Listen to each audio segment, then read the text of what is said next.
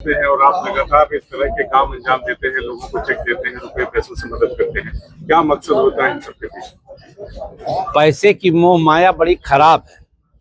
पैसा कोई अपने साथ जो है अपने आखिरी सफर में लेके नहीं जा पाया है, तो इसलिए पैसे से ज्यादा मोह नहीं रखना चाहिए।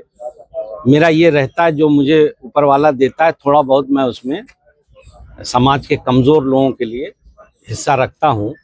उसी क्रम में चूंकि वसीम भाई आप सब लोग जानते हैं कि ईद का मौका था और इधर मैं लगभग 10 दिन से घर पे ही हूँ, तो बहुत लोग मुझसे मिलने आए ईद के मौके पे भी, और कुछ लोग अपना दुख दर्द लेके आए, किसी की बेटी की शादी है, किसी का इलाज है। तो उसी क्रम में कोई पहली बार तो नहीं, आप इसके विटनेस हैं, ये तो ऐसे होते ही रहते हैं। आज कितने लोगों को चेक दिया गया? अरे जब से हम आए हैं यार, हमको लगता है कि हम गिनते नहीं है तो अब्दुल्ला को मालूम होगा, लेकिन पहले भी हमने दिया 40-50 लोगों को, सब मिला के हो जाएगा। अब इसमें कितने लोग हैं, मुझे लगता है टोटल 30-20 लोग तो होंगे ही। मुझे एग्जैक्ट नंबर नहीं मालूम है, अब्दुल्ला को मालूम होगा, लेकिन मुझे लगता है 30-40 लोग से टोटल कम नहीं होगा। यहाँ पे इंसानियत की बहुत बड़ी खिदमत कर रहे हैं, तो क्या कहना है इसको लेकर? आप अपनी जिंदगी का मकसद जो है इसको क्या कहना? ये मकसद बस इतना ही है कि जब आखिरी सफर पे जाएं तो थोड़ा आसानी से जाएं, है ना। ऊपर वाले को हिसाब थोड़ा उसमें जरा नरमी रहे कि भाई ठीक है, नेक बंदा है ना।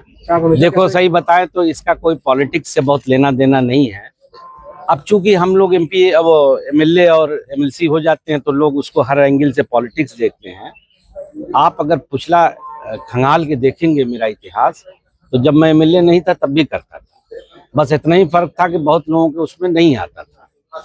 तो ये एक मेरी प्रैक्टिस में है, मेरी हैबिट में है। कितने सालों से ये कर रहे हैं? कितने सालों से मैं बताऊं, मेरी उम्र है आज लगभग 53 साल, और जब मैं 25-30 के आसपास पहुंचा और जब मेरे पास थोड़ा मुझे लगा कि कुछ खुशहाली आ रही है, मैंने भी बहुत स्ट्रगल किया, बड़ी गरीबी देखी है, इसलिए मैंने उसको मैं जानता हूं।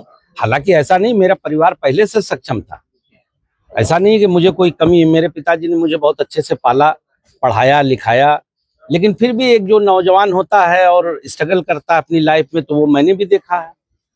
और जब मुझे ये लगा कि नहीं, मैं कुछ उसमें से कंट्रीब्यूट कर सकता हूँ, समाज को भी वापस कर सकता हूँ, तो मैंने उसको शुरू कर दिया था। उस वक्त से ही कर दिया था, पूरा जिला जानता है।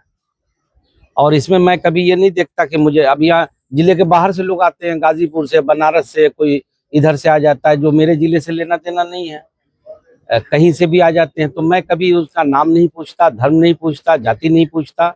अगर मेरी आंखों ने ये महसूस कर लिया कि नहीं ये जेन्युइनली नीडी आदमी है, तो मैं उसमें को करने का प्रयास करता हूँ। और वसीम भाई, मैं आपके माध्यम से एक बात और कहना चाहता हूँ, ये एक सामाजिक समाज के लिए मैसेज है, खास तौर से बेटियों के लिए। बेटियां किसी भी की हों, किसी धर्म जाति की हों, बेटियां सबकी साझा हैं।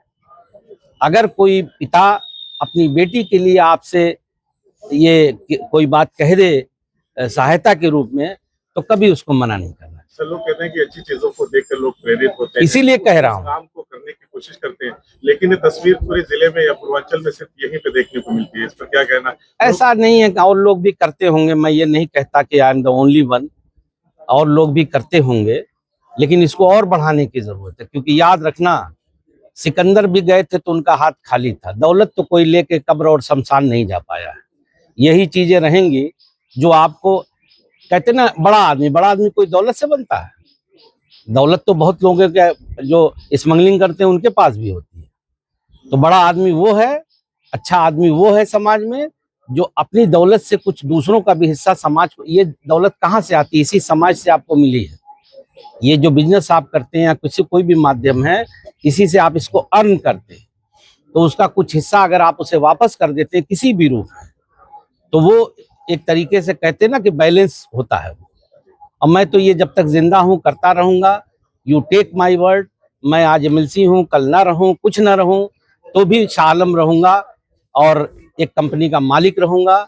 और जब तक रहूंगा, जब तक मेरे क्षमता रहेगी, तब तक मैं करता रहूंगा। जिस दिन इस लायक नहीं रहूंगा, ईमानदारी से कह दूंगा कि भैया आप कंगाल हो गया, झूठा आदमी नहीं हो। नहीं, देखो जो साफ बात, जब तक है तब तक है। और जब तक मैं तो अपने बच्चों से कहता हूँ कि तुम लोग बिजनेस करो। मैं किसी को पॉलिटिक्स में नहीं लाना चाहता, मेरे 2 बेटे हैं। मैंने कहा बेटा तुम लोग बड़े बिजनेसमैन बनो, क्योंकि उससे तुम लोग समाज की ज्यादा मदद कर सकते हो, शिक्षा में कर सकते हो, मेडिकल में कर सकते हो, हॉस्पिटल्स बना सकते हो, और उसके माध्यम से तुम नौजवानों को रोजगार दे सकते हो। तो अब सर, है, पॉलिटिकल सवाल, अखिलेश यादव जी कल दादरी से शुरू करने जा रहे हैं। मानेंगे नहीं आप अपना पॉलिटिकल सवाल लेके, है? तो सपा की क्या तैयारी है इस शुरुआत से? देखो सब बढ़िया तैयारी है, और कोई मैं एक लाइन में कह दूं, समाजवादी पार्टी 27 में सरकार बनाने जा रही है और जनता बनाएगी। हाँ।